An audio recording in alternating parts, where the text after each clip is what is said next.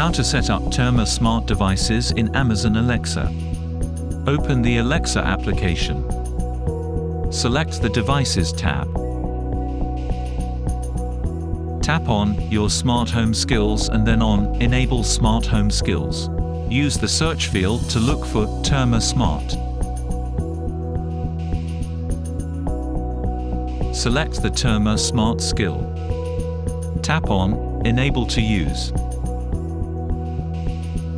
Sign in with your Terma Smart credentials.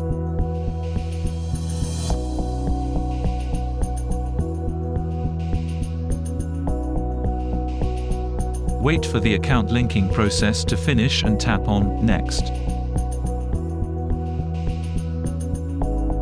Alexa automatically adds devices from your Terma Smart account.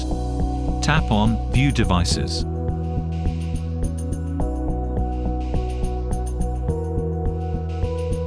Tap on All Devices. Select a device and tap on it to see its status and controls in Alexa.